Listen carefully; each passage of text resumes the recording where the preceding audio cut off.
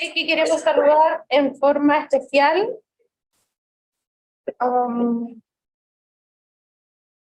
a la unidad de redes transdisciplinarias de la Vicerrectoría de Investigación y Desarrollo de nuestra universidad, la VID, que ha estado colaborando constantemente con el grupo.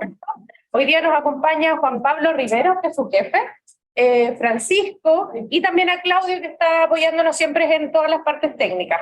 Así que no sé si, Pablo, ¿quieres aprovechar de dar un saludo cortito? Porque ya estamos con los tiempos nuestros. Sí, pero agradecemos que estés acá también. Primero, que esta instancia de cooperación entre la academia y la política pública, casa, también para mucho. Lo que puedo decir es felicitar el trabajo de ustedes, el trabajo de investigadores y funcionarios que se ponen detrás de esto, navegando a remo. Un abrazo. Muchas gracias por el apoyo siempre disponible ahí con la red. Entonces, seguimos con este tercer bloque. Nos acompaña como moderador Tito Pizarro, ya está acá adelante, nos acompaña. Él es médico pediatra y magíster en nutrición, con vasta experiencia en el diseño e implementación de políticas públicas en alimentación y nutrición, y actualmente es académico de la Universidad de Santiago de Chile. En este espacio escucharemos la presentación de los siguientes estudios de los integrantes de GETOP.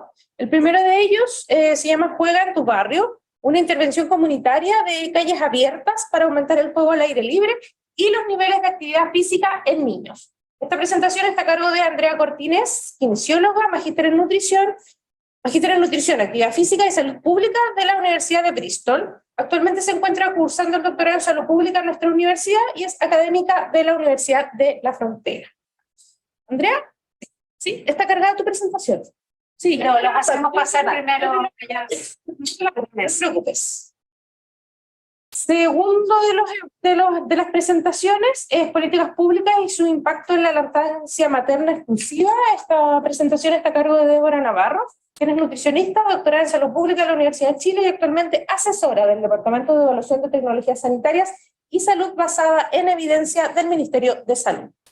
El último proyecto de este grupo se llama Obesidad y Globalización, comparación del estado nutricional en preescolares de Rapa Nui. Esta presentación está a cargo de Rodrigo Retamal. Rodrigo es antropólogo y doctor en antropología. Y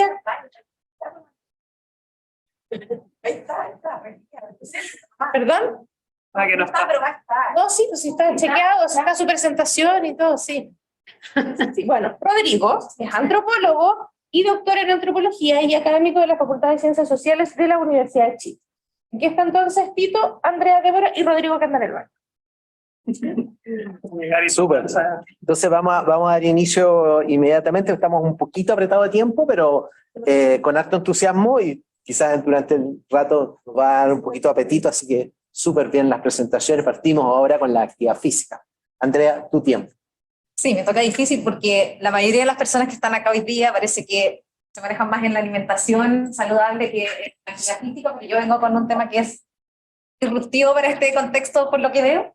Les quiero contar esta experiencia que hicimos hace varios años atrás, pero que me pareció bueno traerla a este espacio para que la puedan conocer. Para tomar una intervención comunitaria de calles abiertas para aumentar el juego al aire libre y los niveles de actividad física en niños y niñas y adolescentes. Este es un proyecto que realizamos en FONIS, que realizamos desde la Universidad de la Frontera, acá en Santiago. Yo vivo acá en Santiago, pero trabajo con mi grupo de investigación allá de la Universidad de la Frontera. Entonces, para contextualizar un poco, los espacios... ¿Fea la presentación? ¿De qué sé? Es el del medio. ¿Cierto?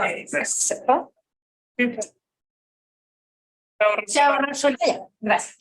Entonces, contextualizar un poco lo que ha sucedido desde hace ya casi un siglo es esta reducción y extinción del espacio de juego de los niños. Lo que antes era el espacio natural de juego de los niños, las calles, hoy día ya no lo es. Y esta presentación busca un poco cuestionar esto que se ve como incuestionable, cómo se utilizan los espacios de las ciudades. Entonces, solo tomé esta información porque es la única que hay, o la única que puedo encontrar histórica, que muestra cómo se ha ido reduciendo el espacio de los niños. Y ya entre 1920 y 1930 en Inglaterra ya se sabía que habían habido 12.000 muertes de niños por atropello. Y eso llevó a que en 1928 se legislara en Inglaterra las zonas de juego para los niños en las calles. Y si ustedes ven acá, esas señaléticas que hay ahí son las que se instalaron para señalar que esas eran calles de juego y que esos espacios tenían que ser seguros para los niños por lo que estaba ocurriendo, que estaban siendo muchos niños atropellados. Entonces, sin cuestionarnos mucho, los autos empezaron a invadir las calles de todas las ciudades, de todos los países, sin que nadie votara porque el auto empezara a hegemonizar el uso de los buses. Y luego, ya en 1950 se cuenta en calle residencial 5 autos estacionados y en 1970 ya son 20 los autos estacionados para que en 1980 las calles residenciales mantuvieran ya una señalética como algo testimonial y ya no hubiese niños jugando porque los autos utilizan casi todos los espacios que existen. Es lo mismo que ha pasado en nuestra ciudad, un claro ejemplo en la Alameda, probablemente una cuadra por ahí más o menos cercana a lo que logré encontrar con esta ciclovía testimonial de bajo estándar. Y si se fijan, en 1964 se diseñó, por ejemplo, la Villa Frey, donde está llena de espacios intersticiales, donde está, es un barrio creado para caminar, donde existen pasarelas peatonales, donde los niños pueden ir al colegio a pie y no necesitan cruzar ninguna calle. Es un barrio completamente diseñado para caminar, donde se puede llegar a todos los lugares sin tener que cruzar calles. Versus lo que está ocurriendo en la forma en que se diseña la ciudad hoy día, permitiéndose cosas tan aberrantes como los mal llamados guetos verticales, estigmatizan, así que no hay que usar la palabra. Hacerlo corto. Esta imagen a mí me gusta mucho porque permite cuestionar inmediatamente lo aberrante que es la forma en que las ciudades hoy día se están construyendo y la forma naturalizada en que nosotros las vemos. Y me gusta mucho ver este niño que camina ahí al borde del precipicio y cómo todos vemos esto de manera muy natural, ¿cierto? Se llama velocidad a la infraestructura invisible. Y claramente es como esto, ¿no? No es una calle simple de transitar para... O sea, así son nuestras ciudades hoy día, son más tenebrosas, ¿no? Entonces, las directrices de la OMS para niños de 5 a 17 años dicen que tienen que hacer 60 minutos diarios de actividad física, con fortalecimiento de grandes grupos musculares 3 veces por semana, y resulta que en Chile solo un 37% de los niños y adolescentes cumple con esa recomendación. En los niños más pequeñitos incluso son 3 horas diarias, entonces, más. Y resulta que estudios han mostrado que el tiempo al aire libre de 60 minutos suma a más o menos 7 minutos de actividad física moderada vigorosa. Entonces, el tiempo al aire libre inmediatamente hace que los niños se encuentren más activos.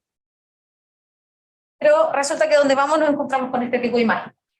Restricciones por doquier para que los niños en realidad no puedan hacer lo que lógicamente un niño tiene que hacer para su nivel de desarrollo, que es jugar. Entonces nos propusimos un proyecto para abrir las calles para que los niños pudiesen utilizarlas como se hacía antes, naturalmente, ¿cierto? Sin hacer mucho más que cerrar las calles. Eso es lo que nosotros inicialmente diseñamos. Entonces, la idea era evaluar la efectividad de este cierre de calles para incrementar el juego al aire libre, para aumentar los niveles de actividad física y también conocer las percepciones de vecinas, vecinos y las principales barreras y facilitadores que habían para la ejecución del programa. Lo último no les voy a poder mostrar los resultados porque me extendería mucho, pero lo pueden ver también en el paper y en la página web del Grupo de Investigación Ufroactiva, que también pueden acceder a él. Entonces seleccionamos barrios en que hubiesen por lo menos 80 niños residiendo en 4 cuadras, que eran las 4 cuadras en que íbamos a hacer el programa y íbamos a cerrar. El sector tenía que poseer algún grado de organización preestablecido y que no hubiese planificado durante los 3 meses hacia adelante, una infraestructura que fuese a, en el fondo, contaminar nuestro experimento. Partimos haciendo un trabajo de vinculación con la comunidad, lo que significó que fuimos al Día del Niño, que fuimos al 18 que organizaba, hicimos reunión asamblea con las residentes, y ahí ellos fueron perfeccionando nuestra intervención, nos dijeron que teníamos que poner música, que teníamos que barrer los vidrios, que teníamos que sacar los perros vagos, que teníamos que hacer un montón de estrategias que permitieran, estamos hablando de Peñalolén, un barrio nivel socioeconómico medio bajo. Entonces hubo que hacer varias más intervenciones de las que nosotros inicialmente esperábamos, porque nuestra idea era que el resultado tuviera una validad externa alta y se pudiese aplicar en muchos barrios, entonces intervenir lo menos posible, solo cerrar las calles, pero ellos nos dijeron, no te va a funcionar, tienes que poner monitores, tienes que poner música, así que pusimos monitor y música las primeras 2-3 sesiones. Enrolamos 51 niños en el grupo de intervención y 49 en el grupo control. Utilizamos unas pulseras de cuentapasos muy sencillas, estamos hablando, esto fue en el año 2014. y aplicamos una encuesta bastante larga para poder valorar un montón de resultados que estamos interesados en mirar. Además, hicimos una observación sistemática de cada una de las sesiones de intervención, que fueron 26 sesiones, durante 3 horas, durante 3 meses. Entonces, 25, pero en realidad estaban planificadas 25. Entre septiembre y diciembre realizamos fines de agosto, alcanzamos a agarrar la última semana. 2 veces por semana y cerramos de 17 a 20:30. 17:30 a 20:30. Estas observaciones sistemáticas consistieron en que cada uno de los vigías que estaban puestos en las 4 cuadras contaban, tomaban nota de cualquier problema que hubiese con los vecinos, reclamos, algunas sugerencias que hubieran aparecido. Además, había una persona que estaba a cargo de observar, tomar fotografías y contar a los niños cada 1 hora, discriminando por género. Una observación sistemática y un conteo sistemático. Además, tomamos temperatura, sesión a sesión también. Estos fueron también entregamos algunos implementos de juego muy sencillos, pelotas, cuerdas y hula hula. Lo que resultó mejor fueron las pelotas y las cuerdas, pero las cuerdas sobre todo. Y entregamos un calendario a cada familia. Cada casa era un calendario magnético que se pegaba en el refrigerador y permitía, además de que ellos supieran cuáles eran las fechas en que iba a haber sesión, ellos salieran y cuando iban a jugar les entregábamos un sticker y lo pegaban en su calendario. Iban completando. Entonces ahí tenemos una imagen de lo que era el barrio antes de Juega en tu Barrio y durante. No solo jugaron con los implementos que nosotros entregamos, sino también sacaron sus propios materiales de juego, inclusive piscinas a la calle. Como pueden ver, la silla musical, eso fue cerca de la fecha del 18, si no me equivoco. Y incluso hubo un abuelo que se pueden fijar ahí, una mesa de ping-pong hechizada en casa por el abuelo de uno de los niños. El twister a las 9 de la noche era esa cuestión. Después ya los días viernes era imposible entrar a los niños, nosotros nos íbamos, abríamos la calle y seguían jugando. Y como resultado, esto es el resultado súper crudo, para que ustedes se hagan la idea de cómo nosotros obteníamos los datos de estas pulseras al descargarles en internet. Pueden ver el caso de un niño que participaba en Juega en tu Barrio. Esto es antes del inicio, en la medición de línea base, y pueden ver de 17 a 21 horas antes del programa, 1.995 pasos versus 9.270 pasos cuando estaba el programa siendo ejecutado. Un 17% del total de los pasos del día se daban en ese horario en el niño antes de Juega en tu Barrio, y un 39% del total de los pasos diarios se produjo en ese mismo horario cuando estaba el programa. Eso es un caso puntual para que vean más o menos, pero este es el resultado ya con toda la muestra. Ahí se puede ver en rojo la cantidad de niños que estaban en la calle jugando a las 20 horas, a las 18 horas pueden ver en azul, ahí se ve la diferencia. O sea, más tarde más niños, eso tiene que ver con las tareas escolares principalmente. Y también por la llegada de los padres que pueden supervisar, los padres igual no dejan salir a los niños solos. Estamos hablando de un barrio donde habían 2 puntos de microtráfico en 4 cuadras. Balacera antes de que iniciara el programa, además. Sí. No muy sencillo. Y por eso me pareció pertinente presentarles Juega en tu Barrio, porque también actualmente estamos en un problema más o menos importante de seguridad. Entonces este programa no solo tiene beneficios de ese tipo de actividad física, que es lo que nosotros miramos primordialmente, pero miramos un montón de otros resultados, entre ellos el desplazamiento del microtráfico hacia otros sectores. Entonces tuvimos una media asistencia de 58 niños, con un día máximo de 126 y el mínimo de 29. El primer día tuvimos 220 personas en la calle. La participación de hombres y mujeres no fue igual, fue más en mujeres. Eso también es distinto de lo que encontraron en otros estudios. Casi el 60% eran mujeres. Ahí vemos la diferencia del cumplimiento de metas de actividad física en el grupo intervención versus el grupo control, con una diferencia de un 25,5% de niños que cumplieron las metas de actividad física versus un 4% de diferencia antes y después en el grupo control. Entonces, Juega en tu Barrio es una iniciativa viable con potencial para incrementar la actividad física en niños y niñas en contextos sociales adversos. La última sesión, un agradecimiento a todo el equipo que trabajó muy intensamente en este trabajo, y ahí está, si quieren descargar el artículo científico que tiene toda la información, y también elaboramos un manual de implementación de Juega en tu Barrio.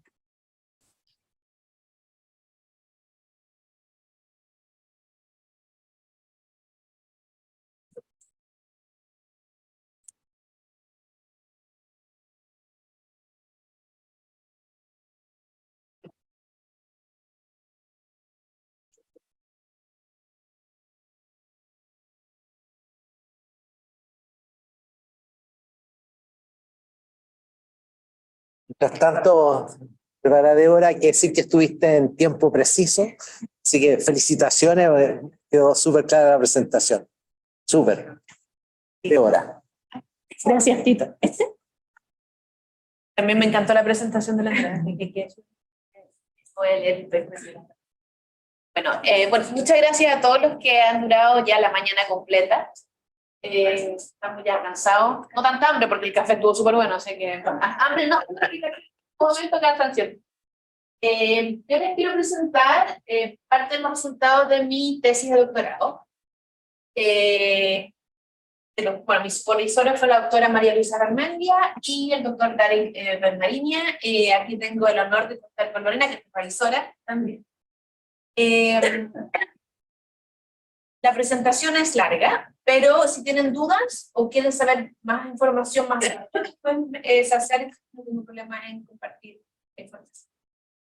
Les voy a hablar hoy día sobre la desigualdad por nivel socioeconómico en la tendencia de lactancia materna exclusiva en mujeres del sector público en Chile.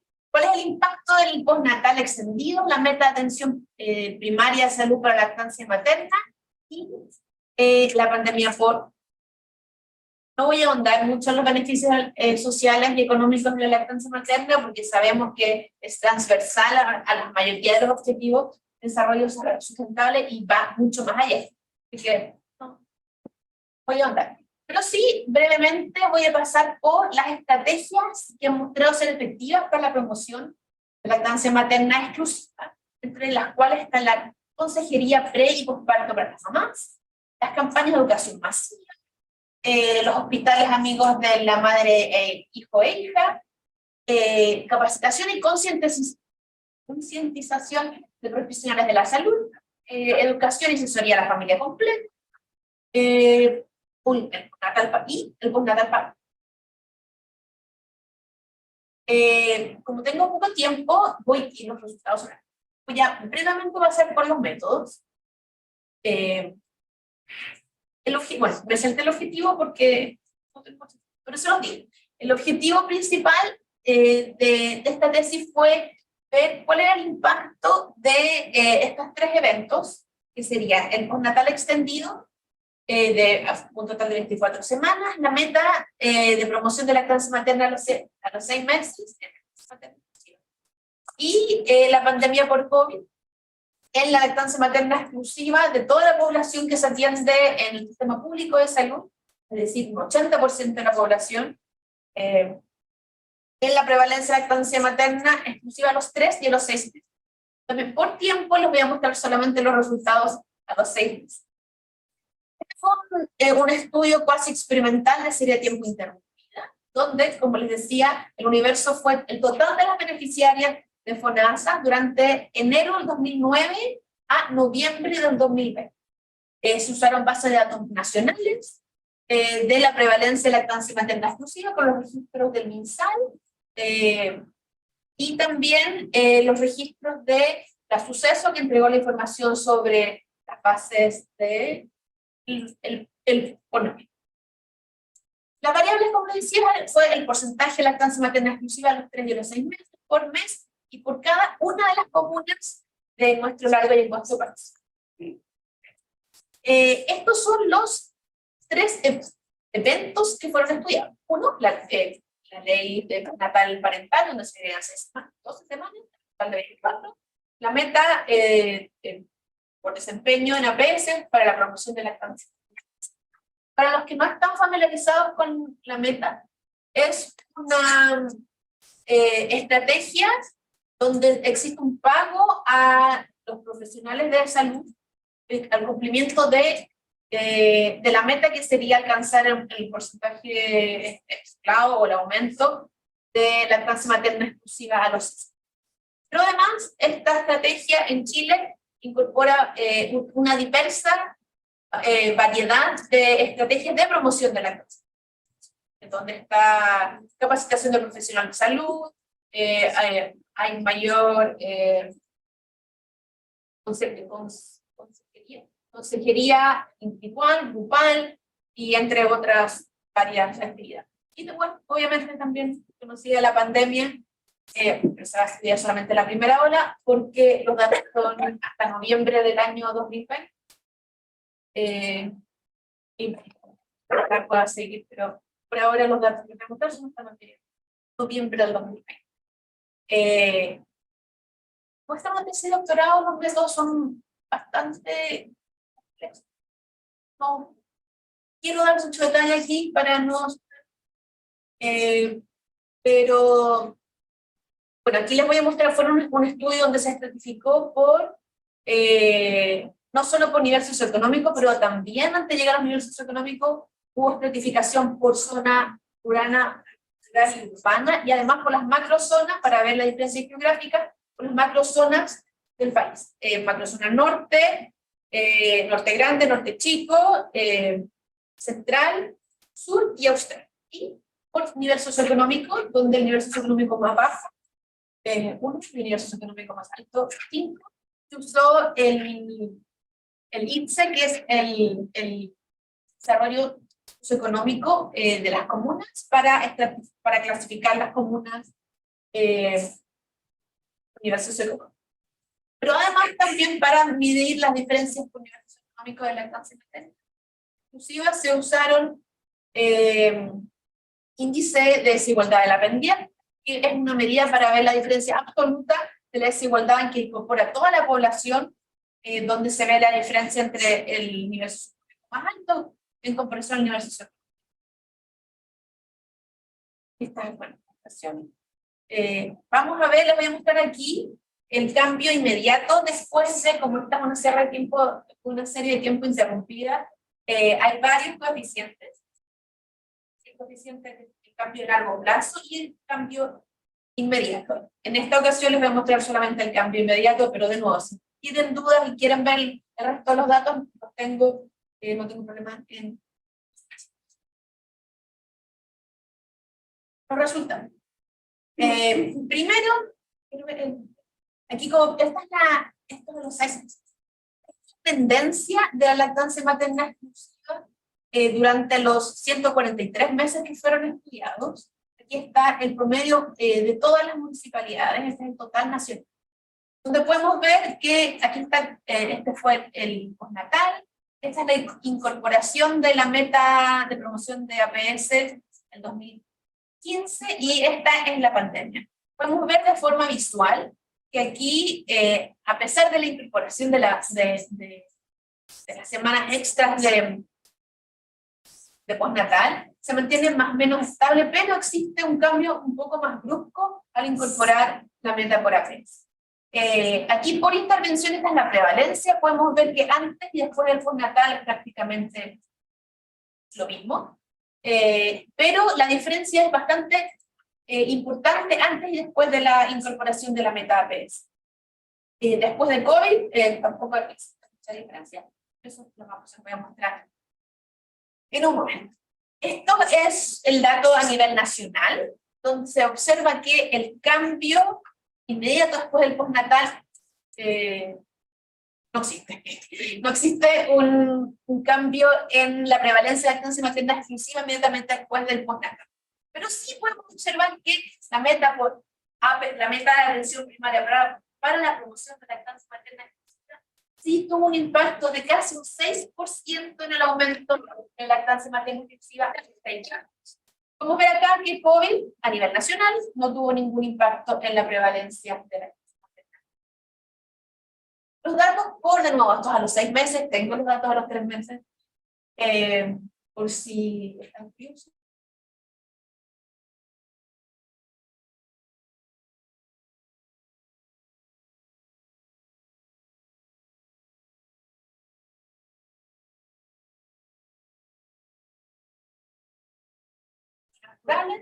Y tampoco hay efecto de esta estratificación local o por. A nivel geográfico más extenso, como les comentaba, zona norte, grande, norte chico, centro, austral, norte. Norte grande, norte chico, centro, sur y austral. Aquí podemos ver que también con la meta por APS, todas estas macrozonas tienen un aumento de la prevalencia de lactancia materna exclusiva, pero sin embargo existen diferencias a nivel regional. Mismo también se observa con la heterogeneidad de los resultados con el postnatal, sin embargo, ninguna de las zonas mostró tener un... One minute. Y lo mismo se observa con COVID, que no hubo heterogeneidad o diferencia por... Vengo aquí a mostrarles con orgullo el primer paper publicado de los resultados. Este salió publicado en la versión preproof hace 2 semanas.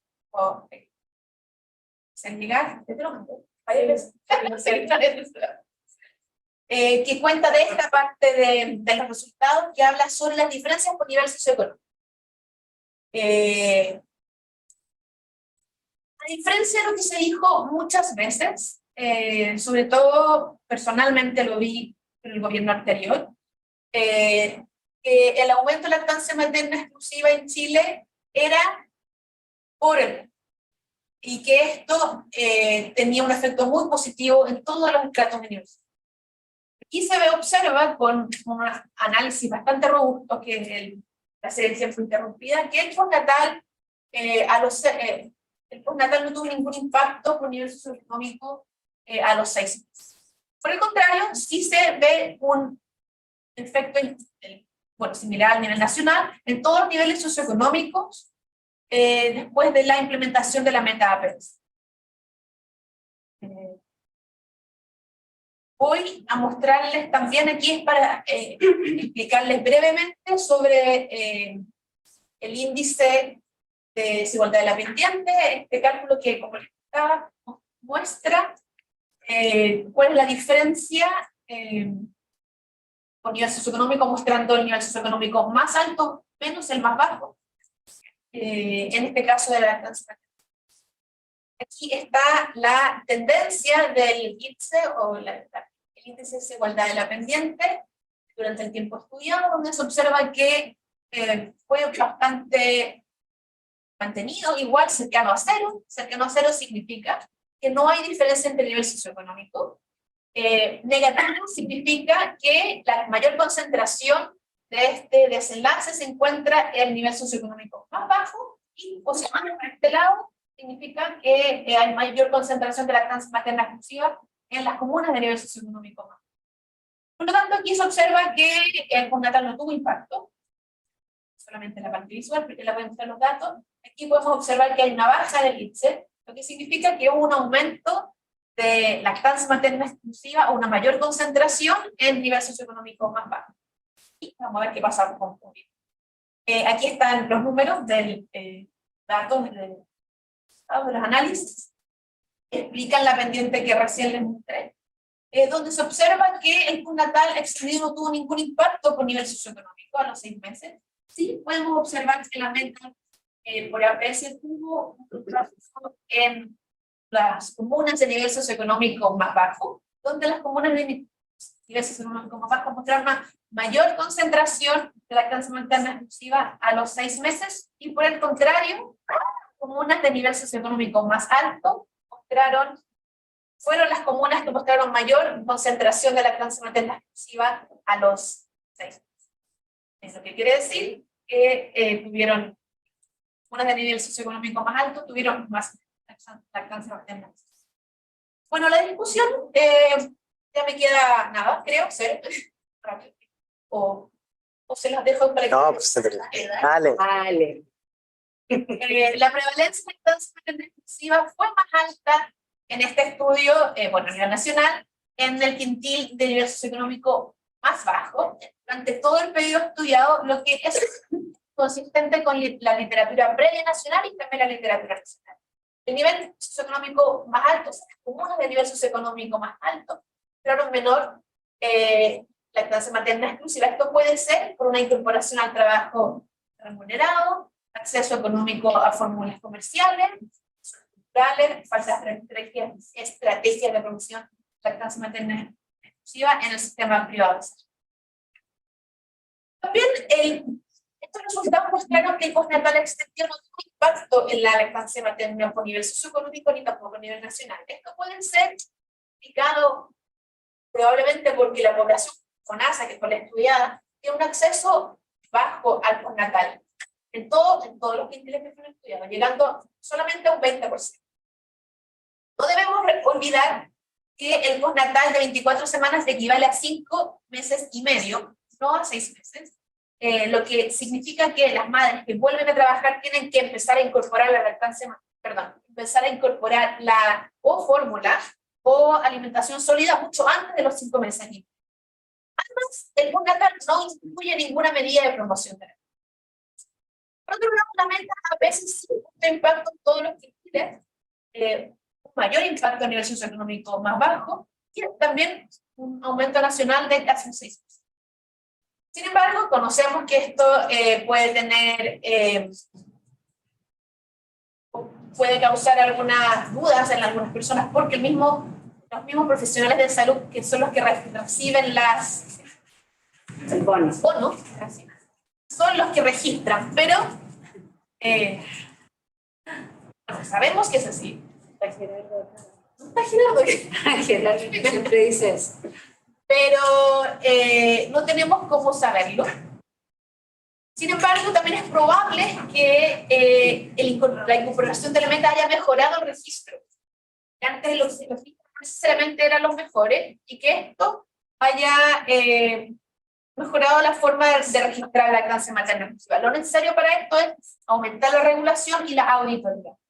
No les mostré los resultados a los 3 meses, pero sí les comento que los resultados a los 3 meses también mostraron un aumento de la lactancia materna exclusiva con la meta APS a los 3 meses.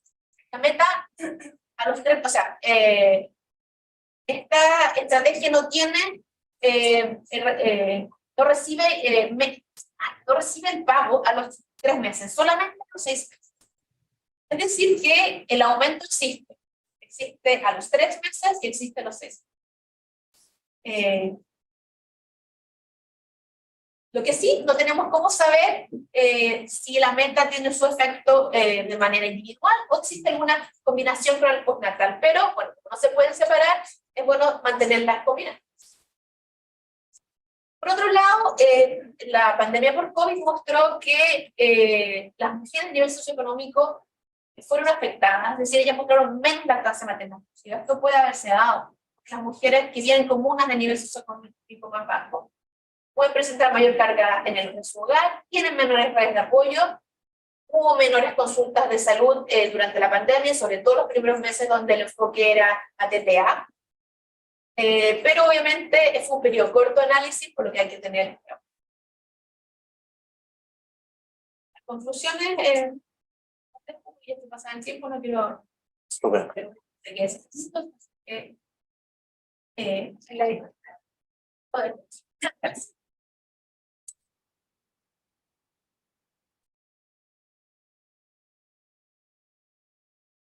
Muchas gracias.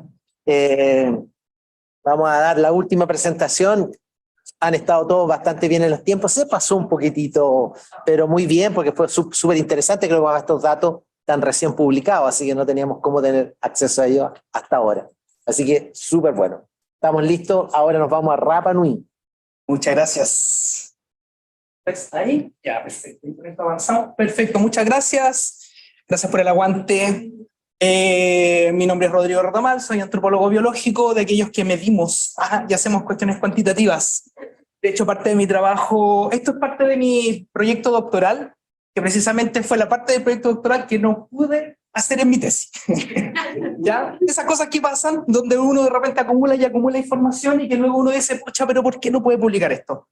Entonces le pedí a Daniela, una excelente estudiante de pregrado, que hiciéramos esta parte que para mí era súper importante hacerlo, porque era precisamente el trabajo de terreno más fuerte que hice de impacto, porque fue la única oportunidad donde tuve realmente contacto directo con las personas, ¿ya? Y precisamente la idea, de hecho era la idea original del trabajo, estudiar a la población Rapa Nui, ¿ya?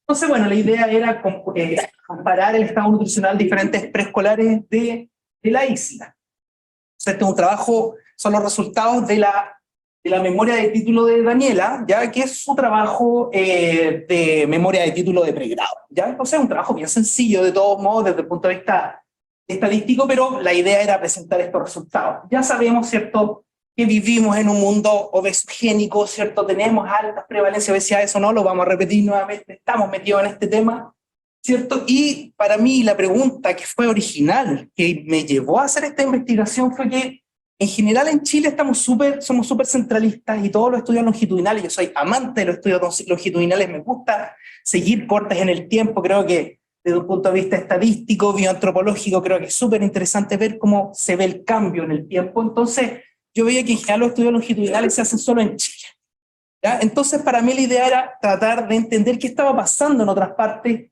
qué pasaba en diferentes regiones, buscar lugares más recónditos, cómo estaba afectando, ¿cierto?, este aspecto, y además que incluso la literatura dice, ¿cierto?, y en general se tiene conocimiento de que en la Polinesia las prevalencias de obesidad son altísimas. Entonces la pregunta era, vivimos en un país obesogénico, la Polinesia también es obesogénica, bueno, ¿qué pasa en la isla de Pascua? ¿Ya? Entonces esa era la idea general de mi proyecto de investigación, de integrar diferentes regiones ya para poder entender el efecto de diferentes factores socioeconómicos, sociodemográficos, etcétera, sobre el crecimiento y desarrollo y en general enfocado en temas de estado nutricional y obesidad de esta población, ¿ya? O sea, población infantil. Algunos antecedentes de obesidad infantil ya los teníamos con Macmillan, que fue y sus colaboradores que fueron los primeros en estudiar esta población, y observó en el 2005 para niños niñas y niños de primero básico, ¿cierto?, que la obesidad alcanzaba un 12.5% en esa época, ya bastante, o sea, un poquito menor, ya no sé si es significativa esta diferencia, pero un poquito menor con respecto al 17.2% que tenían los niños de la misma edad, pero a nivel de continente. Luego Macmillan vuelve en el 2016 y se da cuenta que esto aumenta a un 24% para el mismo tramo etario, ¿ya? Y él en un principio había dicho, no, sí, lo que pasa es que la tradición está ahí, son todos buenos para hacer surf, nadan, ya el espacio, el ambiente, ¿cierto?, es mucho más rico en términos de temperatura, entonces las niñas, niños están acostumbrados a tener una actividad mucho más alta. Luego, como les digo, vuelve el 2014 y como que se le cae un poco la hipótesis, ¿cierto? Entonces, él observa, bueno, puede haber una disminución de la actividad física, hay un aumento del sedentarismo, observa que los niños, niñas están ocupando pantallas, ya, etcétera, etcétera. Entonces, se nota que hay un aumento, ¿ya? Esto comparado, ¿cierto?, con los datos de la CUNAEP, más o menos en el 2013, ¿cierto?, donde también la obesidad a nivel de pre-kinder era altísima, de un 55.4%, en el kinder 27%, y en primero básico de un 16.8%. Ese es más o menos los antecedentes que teníamos. Entonces, el objetivo general de este trabajo en particular, que les digo, es parte de mi tesis doctoral, era estudiar el estado nutricional, en este caso peso, talla, IMC, y los pliegues tricipitales subescapulares, ¿ya?, y el porcentaje de grasa corporal en preescolares habitantes de la isla. O sea, no solamente gente que se autoadjudica como Rapa Nui, sino que todas las personas que viven, ya todas las niñas, niños que viven en esta isla, ¿ya? Aquí yo voy a hacer alguna selección de estos datos, ¿ya? Algunos objetivos específicos era estudiar la asociación del sexo y la etnicidad. Súper importante siempre el tema de la etnicidad a los antropólogos, ¿cierto?, para ver cuántos se autoadscriben y si estos factores culturales de alguna manera promueven o no, o son realmente muy similares a la otra población. Y por otro lado, comparar algunas curvas de crecimiento generadas, eso sí, de datos transversales, ¿ya? Entonces, ¿cuáles fueron los sujetos que pude reclutar? Ya fueron 201 preescolares, o sea, tuve que ir a la de Pascua, hablar con cada uno de los papás, ¿cierto?, a ir a los diferentes colegios, tuve reuniones de apoderados, hablando con los diferentes padres, ¿cierto? Y finalmente ellos obtenían sus consentimientos informados, o sea, los asentimientos informados, y finalmente iba también dentro de la misma comunidad escolar, ya en las mismas clases, yo con un atuendo más, no tanto como de doctor, sino que un atuendo más bien así como de profe de gimnasio, un poco, no de profe de gimnasio, pero bueno, pues de alguna manera, ¿cierto? La idea era de darles una oportunidad a los niños de que sea algo más bien asociado al ejercicio físico, la actividad, el medirse y cosas así, más allá que una instancia como biométrica, ¿ya? Entonces esa era un poco la idea. Niños, entonces, niñas y niños entre 3.5 a 7 años fueron los que pude medir. a 97 femeninos y 104 masculinos, ¿ya? Y que fueron seleccionados mediante muestreo por conveniencia, o sea, todos los que pueden acceder, ¿ya? Y fueron medidos entre septiembre y enero del 2015. Ese fue el periodo que estuve en la Isla de Pascua haciendo este trabajo.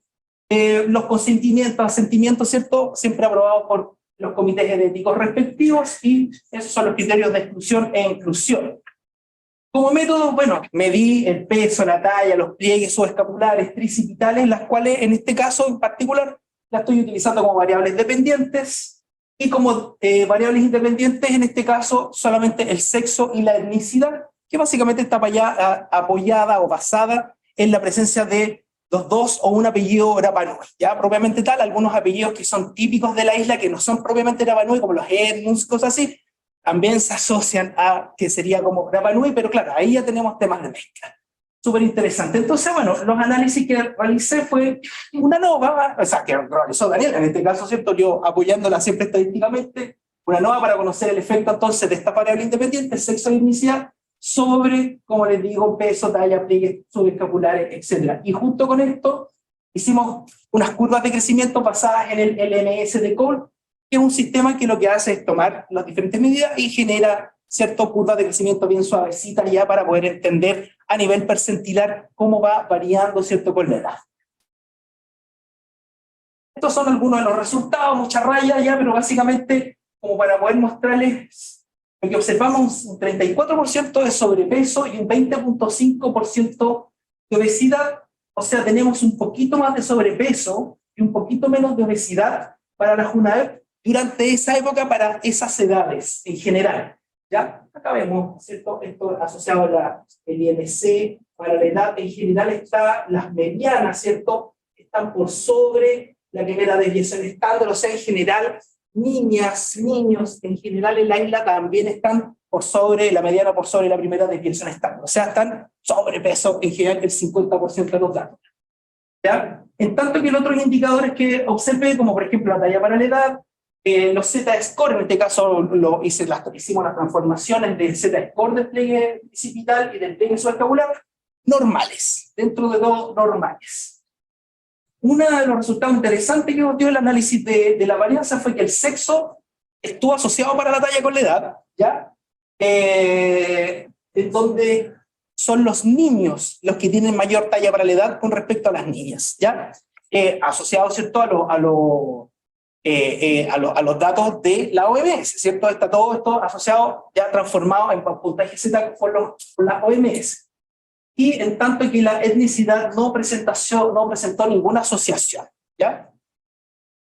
Desde el punto de vista de las curvas de crecimiento, como les digo, estas son curvas de crecimiento generadas en transformación cross-sectional, o sea, transversal. No es que estuve siguiendo a los niños en el tiempo, sino que, si no, eso es una tesis doctoral que me hubiera durado como 10 años y no sé quién me la financia, ¿ya? Lo que sí estamos observando, algunas diferencias interesantes, ¿cierto?, en el pliegue tricipital entre niñas y niños Rapa Nui, como el sexo para este tipo de cosas no dio significación, los unimos y entonces, ya, bueno, pero en este caso estamos viendo niñas, como la etnicidad no separó, ya juntamos solamente las niñas Rapa Nui y no Rapa Nui, y las comparamos con la niña hispanoamericana y nos damos cuenta que en general está todo un poquito más elevado, ya, a nivel de grasa subcutánea. Y es interesante que los niños también tienen un porcentaje mucho más alto, ¿ya? En el pliegue tricipital en comparación con las tablas hispanoamericanas que tenemos a disposición.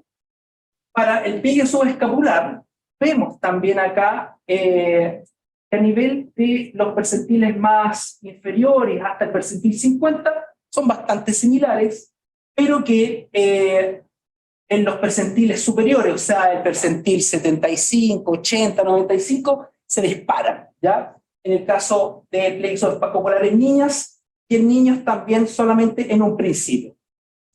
Entonces, bueno, algunas de las discusiones con respecto a los resultados obtenidos fue, bueno, en primer lugar, vemos este incremento, ¿cierto?, de los valores de obesidad y sobrepeso en el tiempo, ¿ya? Y es como un poco como refrendando un poco lo que dice Macmillan, al parecer, ¿cierto?, está pegando fuerte, ¿cierto?, la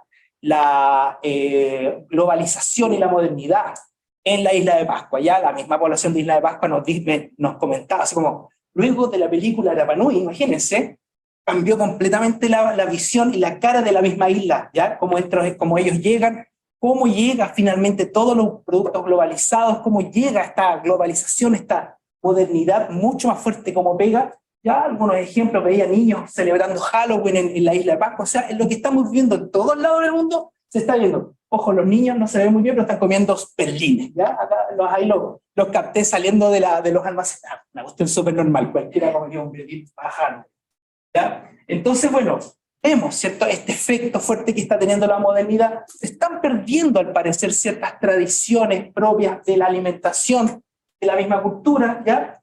En este caso, para el peso para la talla, bueno, hay que tomar en consideración que estos resultados tienen un tamaño muestral complicado, no son muchos niños, ¿ya? Entonces, ¿será que a lo mejor estas diferencias con la estatura entre niñas y niños nos estarán dando también, por un lado, a lo mejor algunos hábitos alimentarios diferenciales asociados al género, ¿ya? Ahí hay cosas que hay que ver bien. En este caso, los estudios que yo realicé con otra muestra, muestran que no hay un efecto del sexo, tanto del peso para la talla como talla para la edad. Entonces, es algo que se está dando desde los 3.5 a 4 años en adelante, en donde se empiezan a observar estas diferencias por género. Hay algo interesante a lo mejor que hay que ver durante esa edad, ¿ya? Dentro de los efectos de la etnicidad, como no es una significación, ¿ya? Como no dio significativo, bueno, el uso de los apellidos nunca ha sido una variable muy confiable. También las adscripciones culturales tampoco son muy confiables para ver este tipo de cosas, ¿ya? Y también una cosa que puede ser importante de tomar en consideración, que a lo mejor es el efecto isla, ¿ya? En este caso es la isla la misma que está generando las mismas conductas y patrones alimentarios que a lo mejor la población que no se siente adscrita a la identidad de Rapa Nui de todos modos la están viviendo, porque es un efecto total, ¿ya? Pero de todos modos entonces hay que tomar en consideración qué está afectando en ese sentido. Y finalmente, para el pliegue digital, ¿cierto?, que es mayor en niñas, las niñas Rapa Nui que la hispanoamericana, bueno, en primer lugar de nuevo, la muestra es algo que hay que tomar en consideración, y también se ha observado que diferentes estudios han mostrado ciertas diversidades étnicas. Como conclusión, entonces, bueno, lo primero, está afectando la modernidad en cada rincón en nuestro país, ¿ya? Entonces hay que tomar en consideración eso bien fuerte. Hay que ver cómo poder reforzar tradiciones que estén promoviendo estilos de vida saludable en cada comunidad. En ese sentido, pensar, ¿cierto?, que la obesidad infantil es lo que más me interesa a mí, ¿cierto? Es una condición global que afecta a todo el mundo, ¿cierto? Pero que yo creo que debería conocerse y aplicarse conociendo las diversidades y las comunidades. Yo creo que ahí hay que reforzar los aspectos culturales más individuales, comunitarios, que a lo mejor puedan reforzar estilos de vida saludables que sean propios de ellos y no cosas importadas, ¿ya? Como les digo, es importante sí hacer un estudio longitudinal de verdad. En este caso fue realmente un avance, un estudio piloto, y que hay que tomar en consideración otros factores locales, regionales y nacionales para poder ver este fenómeno un poquito más en grande. Muchas gracias.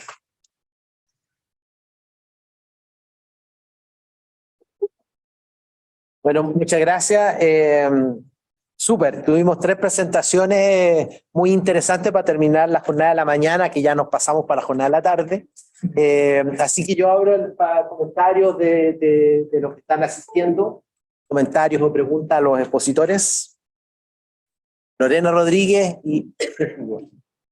Yo tenía un comentario y bueno, lo hemos conversado varias veces con Débora, pero quería que ella lo reforzara un poco, y es que ella en honor al tiempo nos mostró datos de 3 meses, pero es importante que el postnatal extendido a los 6 meses, vamos a hacer caso omiso del nombre correcto que no es ese, claro que influyó de los 3 meses, porque antiguamente el postnatal era hasta los 2 meses y medio, entonces como en el consultorio, los consultorios son súper estrictos, 3 meses no es 2 meses y medio, las mujeres tenían que volver a sus trabajos los 2 meses y medio, y por lo tanto introducían muchas veces la fórmula, y por lo tanto a los 3 meses no había una cifra alta de lactancia materna exclusiva.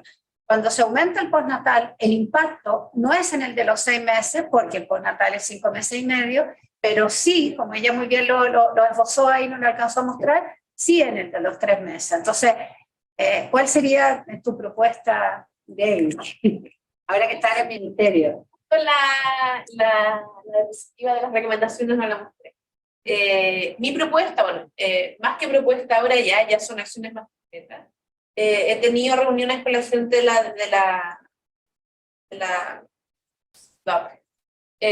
con el equipo de la Fiscal de atención primaria. la atención, o sea, con el equipo de la CENIA Benavides. Sí. Y ojalá la gente de la DIVAC quiera mantener, porque quieren, la verdad es que no tengo bien claro, bueno, cuáles van a ser las prioridades de APS, pero por lo menos mostrar que esta meta ha tenido un impacto positivo, que ha sido una muy buena estrategia que ha mostrado resultados no solamente a los 6 meses, a los 3 meses, y que debiese a lo menos mantenerse. Ojalá pudiese, o sea, ojalá el postnatal pudiese extenderse más allá de las 24 semanas, eso ya implica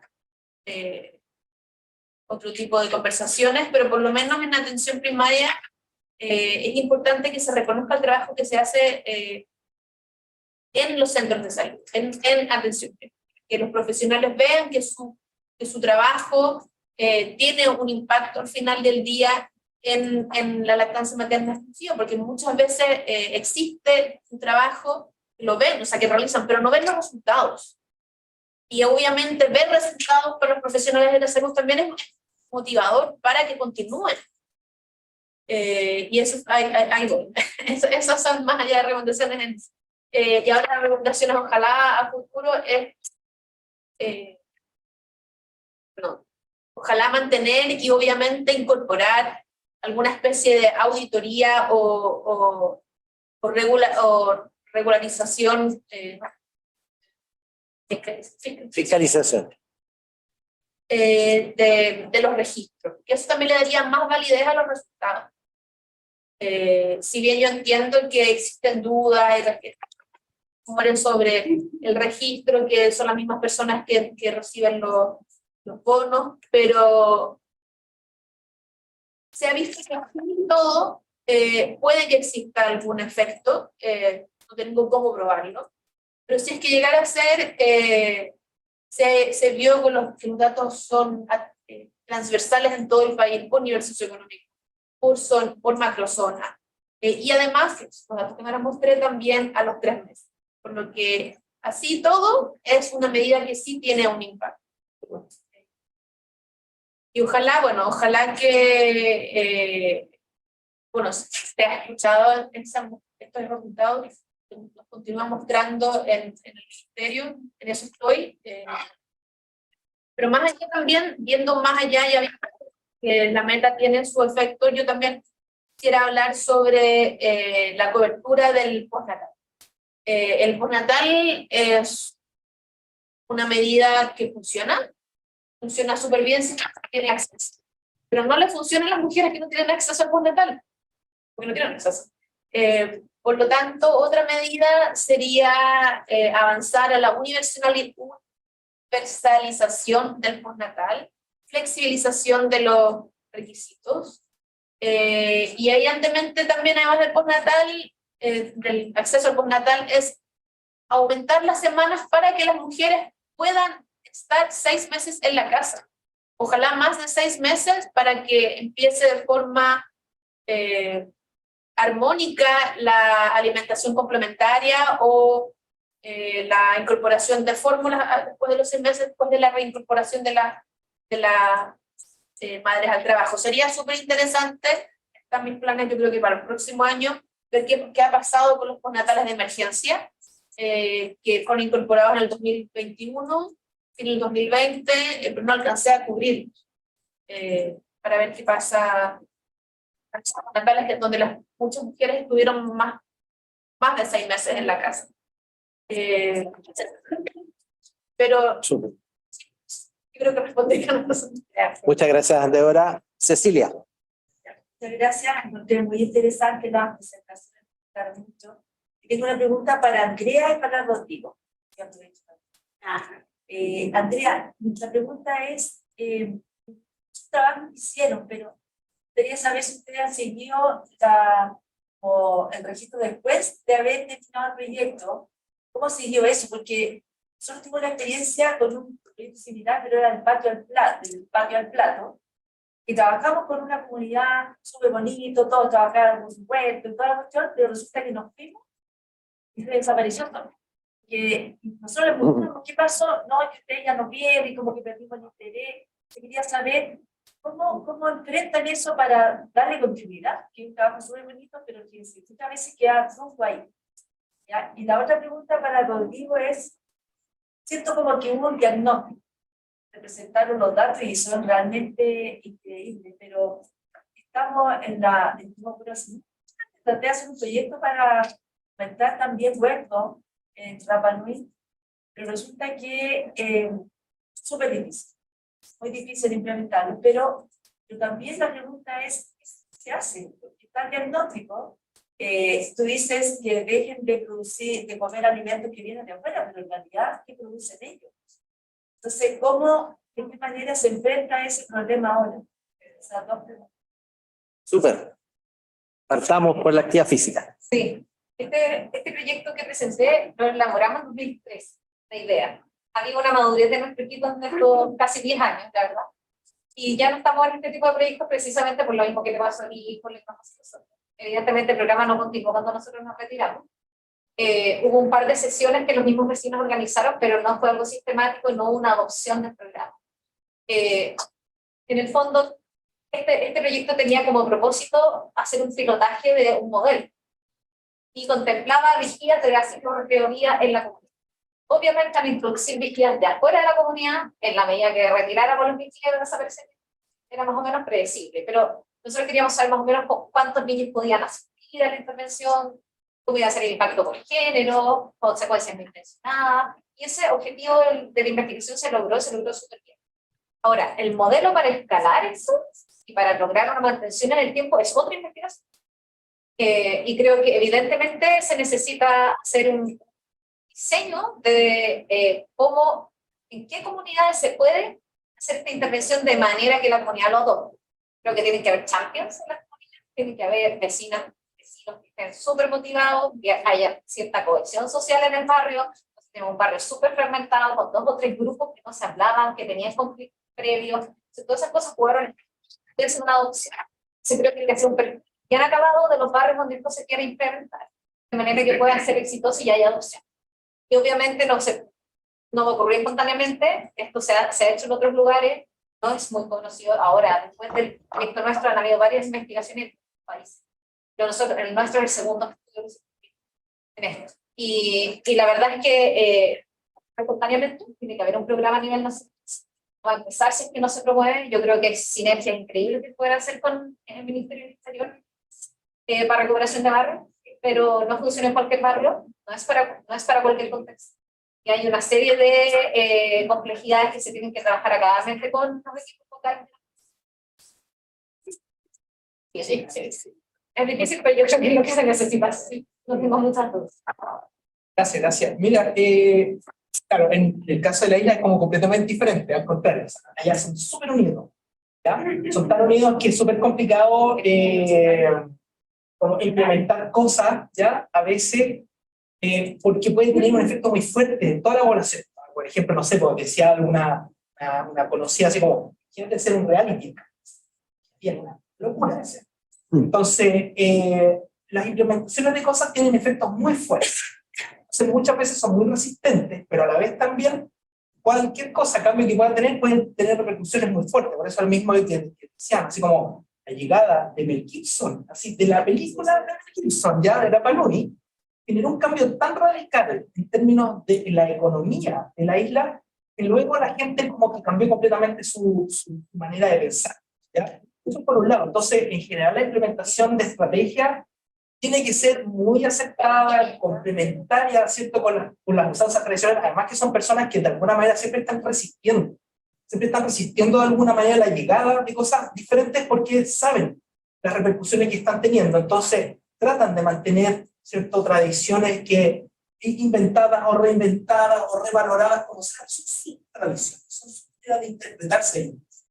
Los yorgos, que se podría decir como que son los campesinos de allá, que todos modos trabajan y están produciendo, ¿cierto? Y tienen una buena producción. De hecho, la calidad climática de la isla, imagínate, semitropical, crece de todo. O sea, las mejores piñas que comemos en comida son espectaculares. Entonces, el asunto es, no estoy diciendo que se prohíba, porque prohibir también es imposible. En un país, en un planeta tan globalizado, un punto tan globalizado, más encima que es un punto donde llegan japoneses, o sea, toda la parte, la corriente oriental es muy fuerte, llega allá, y también, ¿cierto?, el estilo latinoamericano llega súper fuerte. La idea no es prohibir, pero sí lo que yo creo que es como de alguna manera, en primer lugar, mantener, ¿cierto?, o promover más la actividad física. Yo estoy pensando en los niños, ¿ya? En primer lugar, no perder el tema de la actividad física, que en algunos lugares se trabaja bastante, por ejemplo en el Lorenzo Baeza, que es el colegio público, donde ya se trabaja, los niños salen y van a la caleta y se ponen a nadar, entonces tienen ese tipo de actividades, y que de todos modos puedan alimentarse con productos que son globalizados inevitablemente, porque la isla no va a dar abasto para la cantidad de cosas que se necesitan, desde cosas procesadas, no procesadas. Entonces, y también, como te digo, quizás a lo mejor la promoción, desde el punto de vista como lo que estábamos hablando, la dieta en los colegios tiene que ser bien ordenada. Ahí sí es súper fuerte porque las repercusiones que tienen sobre la misma población es súper severo. O sea, las mismas madres, padres con quienes conversábamos, decían, no, a mí no me gusta la colación que están dando en los colegios. Entonces, ¿qué van? Comen la colación del colegio y lo refuerzan con otras colaciones, ya posteriormente. Entonces, no se cumple finalmente el cometido, ¿cierto?, de alimentar a las niñas y niños dentro de los espacios educativos, sino que también lo complementan con comidas posteriores, ¿ya? Entonces yo creo que, bueno, no es prohibir, ¿ya? Yo creo que prohibir, ya sabemos que lo hemos visto en diferentes ámbitos, pero el prohibir no es la solución, es promover, es tratar de impulsar por otro lado las cosas. La relación entre campo y ciudad, por ejemplo, en la isla Pascua también es como súper difusa, porque es tan pequeño. Angaroa es un punto, es un punto en un espacio donde finalmente la gente se mueve de un lado para otro. Entonces, creo que se pueden hacer otras cosas. Sí, gracias. Vamos a ir terminando porque, bueno, vale, la última pregunta, beneficio Concepción.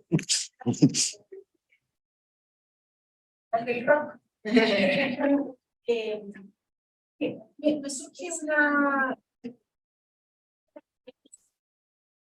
para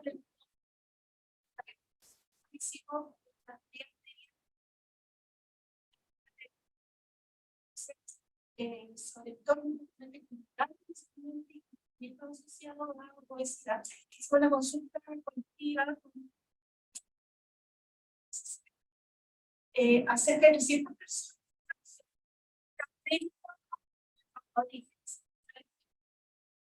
del grupo de dos, donde eran cerca de 50 personas de APS circular,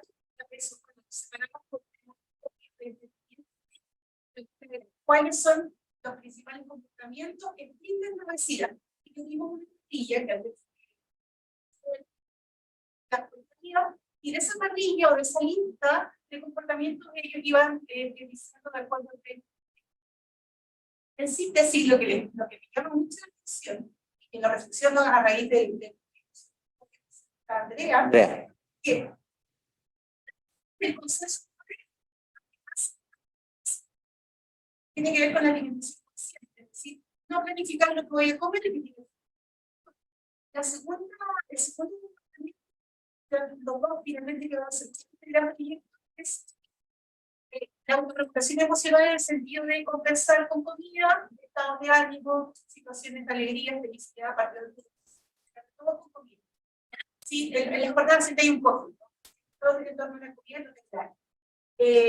Bueno, nosotros queremos radicar eso y empezar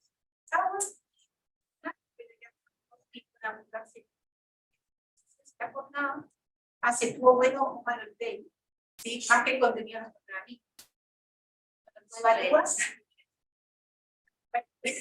Dicho eso, el único grupo que dijo que el principal comportamiento que implicaba la obesidad, teniendo toda la información, todo, es APS infantil. No atribuyeron ninguna importancia a lo que tenga relación con el entorno alimentario y práctica alimentaria, cómo se alimenta. A mí me llama mucho la atención porque cuando eso se conectó con expertos en actividad física de la Universidad Católica, que creo que para ellos era muy importante ver la APS, de SESAM, que atribuían pues en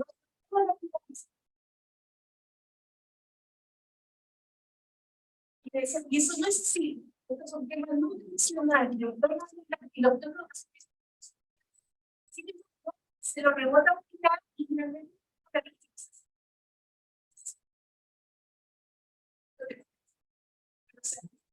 entonces me llama la atención eso cuando lo queda de María, ¿no es cierto? Y a todos finalmente. De acuerdo. ¿Y por qué? Porque va a reducir finalmente.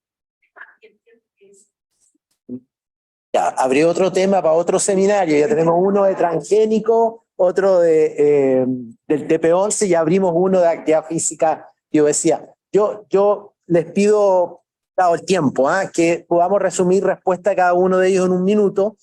Voy a hacer una pequeña, me voy a unir a la reflexión tuya en torno a que aquí se han discutido temas que están muy vinculados a política pública. De hecho, el Estado ha creado los espacios en donde los días sábado y domingo, habitualmente los domingos, cierran calles para la actividad física. Entonces, hay una vuelta en la reflexión de que a lo mejor tenemos que hacer políticas públicas para cuidarse estos entornos de los niños, niñas, los adultos puedan coparticipar. Entonces, en esa perspectiva, la reflexión del minuto es cuánto cabe hacia la actividad física en torno al barrio, a la comuna donde uno vive, si es posible trabajar un poco más, un poco en base a tu experiencia. Y en base a lo que de usar estos estímulos que son económicos, es un sueldo más. Si tú percibes que esto es me impresionó en toda tu presentación que es una buena medida, ¿verdad? Que independiente de algunos errores o alguna cosa, esto funciona. O sea, uno mueve a un grupo humano para cumplir un resultado. Si es esa tu reflexión de sugerencia de seguir este modelo como para buscar otras herramientas, otros indicadores donde introducirlo. Se han puesto algunos, no han funcionado en todo. Yo nunca había visto una evaluación tan métrica de la lactancia materna y esta vinculación con poner un indicador de estímulo hacia los equipos de atención primaria. Entonces, me gustaría una reflexión un poquito más profunda de política pública, si uno debería ir metiendo indicadores y premiando el resultado de estos indicadores. Y lo tercero es la isla, porque yo creo que si hay un espacio, todo lo que tú decís que está súper globalizado, pero es una isla. O sea, si uno puede hacer, voy a decir algo que no debo decir, laboratorio en una isla. Entonces ahí yo creo que es interesante mirar el espacio. Yo conozco súper bien la isla y yo creo que ahí se dan situaciones virtuosas. Es cierto que no tiene mucho alimento, y es cierto, pero hay. Y uno podría pensar en algún modelo de alimentación que hubiera una discusión ahí colectiva, cómo hacer un proyecto isla en torno a la obesidad. Lo que a mí me parece sí es que ese no es su prioridad. Cuando uno conversa con los isleños, ese no es tema.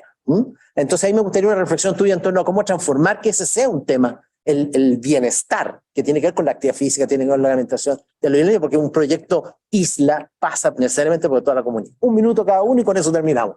Partimos de allá ahora. Sí, para partir comentando sobre tu pregunta o tu comentario. ¿Cómo cabe la actividad física en el entorno, en estas intervenciones o cambios del entorno alimentario? Yo creo que hay que pensar en ciudades saludables, y es un término que es el que se ha estado usando. Ciudades comestibles, y ciudades jugables. Entonces creo que es un cambio de concepción de cómo los entornos urbanos acompañan, y no debiésemos estar pensando solo en entornos alimentarios, sino que pensarlo siempre de la mano. Podemos seguir siendo negligentes, naturalizando que el espacio de las ciudades sea 100% o 90% destinado al campo. Simplemente es un error que nosotros dejamos pasar por décadas. ¿Sí? Entonces es una concepción de ciudades. Como segundo punto, para lo que decía, actividad física, conducta sedentaria y sueño son hoy día los tres conductas de movimiento conductas conductas físicas, se le llama también. Entonces sabemos que una influye a la otra. Pero, si bien nosotros no medimos sueño, sí capturamos de forma cualitativa un montón de padres y madres que estaban relatando que sus niños dormían mucho mejor, que llegaban a la casa después de jugar, y no era esa lucha para que se fueran a dormir. Sabemos también que eso ayuda a la revolución. O sea, es posible que también haya mejoras en otras conductas relacionadas con la salud que nosotros no hayamos podido capturar. Y eso podría ser también la alimentación, habría que verlo. Y para lo que decía Tito, trabajar un poco más la actividad física a nivel barrial, creo que respondo también a esa pregunta sobre pensarlo de otra forma, pensarlo desde la planificación, y ahí creo que realmente acá necesitamos, en los distintos grupos que estamos hablando de obesidad y estamos hablando de enfermedades crónicas, contar con geógrafos, contar con planificadores urbanas, que son realmente las personas que están influyendo en la política pública y confeccionando y dando forma a las ciudades. No podemos seguir prescindiendo de este tipo de profesionales en estos espacios. Necesitamos esa riqueza multidisciplinaria y dejar el discursito de que sí, la multidisciplinaridad, pero no tenemos un geógrafo. No sé si tenemos, creo que no. Entonces, creo que por ahí. Súper. Débora. Gracias, Tito. Voy a darle 5 minutos, o sea, 5 segundos para usted. ¿No? ¿Puedo? 5 minutos, no. Que decía la multidisciplinaridad transdisciplinaria, los estudios o la capacitación en GIS de salud pública es esencial. Chile, no sé, pero la escuela de salud pública no sé si hay, creo que nada. De GIS, pero para de una forma urbana es esencial. Eso es todo lo que quería decir con apoyar. ¿Qué reflexión me llevo yo sobre los resultados con la meta? El principal yo creo que es que para la promoción de la lactancia materna no es necesario una estrategia, sino un conjunto de estrategias. Y la meta incorporó más de una estrategia, no fue solamente como fue el postnatal, que fue semanas extras, pero no significa que tener más semanas extras en la casa, que la madre vaya a dar lactancia materna. Porque a lo mejor si no tenía eso planificado de antes o tiene otro, sé, 10 hijos en la casa, 4, 2, 1, no significa que ese tiempo extra lo vaya a dar para lactancia materna. La meta, como decía antes, incorporó consejería pre y postnatal, y también incorporó varias estrategias al alta de los hospitales. Y eso también son estrategias que han mostrado que tienen un impacto positivo en la mantención y en el inicio de la lactancia. El porcentaje de pérdida después del alta al hospital al primer mes es importante. Si no se apoya durante ese primer mes, se pierde bastantes mujeres que están en la empresa. Sobre la meta, claro, es un pago, son 4 pagos el sueldo anual. Este es el primer estudio que se hace del impacto de este tipo de estrategias, en inglés Pay for Performance, en lactancia materna exclusiva. Se habían analizado con mucho éxito en Pay for Performance, pero las mamás en el Reino Unido, que cada semana extra le daban pues buenas lucas en el Reino Unido, pero no se había analizado nada similar. Sí, existe, yo diría que bastante, y sobre todo ahora, bastante evidencia sobre otros tipos de políticas, como manejo del tabaco, control de la diabetes. Y en Chile hubo un estudio, creo, de 2015, 2016, sobre el efecto de esta política en dental, salud oral. Y también mostró efectos bastante positivos. Por lo que más allá del incentivo, que sí puede sonar súper malévolo, porque obviamente son las mismas personas, pero es un incentivo, el solo mejorar el registro ya tiene un impacto bastante positivo en el orden de los registros, de la forma en que se anota, y obviamente eso también estandariza lo que se va a registrar. Es complejo que todos los profesionales de salud vayan a mentir en un registro. No, eso no es verdad. Puede ser. O sea, no, puede que haya uno, puede que haya otro, pero de allí a que sean todos, no lo veo complejo. Ok. Súper. Podemos ir conversando esto. No, súper bien, de verdad, súper interesante. Seré muy breve, muy breve. Contestando a tu pregunta, la actividad física, o sea, yo creo que esta relación de andar como poniéndole ponderaciones o porcentaje de qué es lo que vale más uno u otro, creo que hay que también romper un poco esa, es como la típica diferencia que tenemos los antropólogos entre la cultura y la naturaleza, como esa diferencia entre lo adquirido, nature and nurture, ¿ya? Como que yo creo que estas cuestiones hay que verlas de una manera más sinérgica, ¿ya? Más interactuada, y no solamente verlo desde esos puntos de vista, sino que también pensar en factores psicológicos, ya fisiológicos asociados, por ejemplo, a la misma actividad física, ya a la eliminación de toxinas, porque finalmente está todo condicionado en un entorno que es el cuerpo. Entonces, de esa manera, ¿cierto? Respondiendo a la idea como de la isla de Pascua, yo creo que una de las cosas que hay que promover precisamente es cómo las personas, yo por lo menos lo que pude tener de información de la isla, que son personas muy orgullosas de su propia cultura, que están constantemente promoviéndose y ellos alimentando su propia identidad cultural. Yo creo que eso es lo que hay que rescatar, ¿no? ¿Ya? Hacerles valorar, ¿cierto?, lo que han logrado dentro de sus tradiciones desde el punto de vista de alimentación y de actividad física, y también asociado a su propia identidad. Ya como sociedad, las dos cosas por separado, que pueda de alguna manera promover. Yo creo que hay varias cosas, claro, que precisamente vemos, hay mucho alcoholismo, por ejemplo, en la población. Hay unos estratos sociales que uno no se imagina y son primos uno del otro, pero uno está casi en la calle y el otro está con lancha y con auto. Entonces uno dice, bueno, ¿dónde está esta identidad de grupo? ¿Cierto? ¿En qué manera se empiezan a generar estos espacios comunes?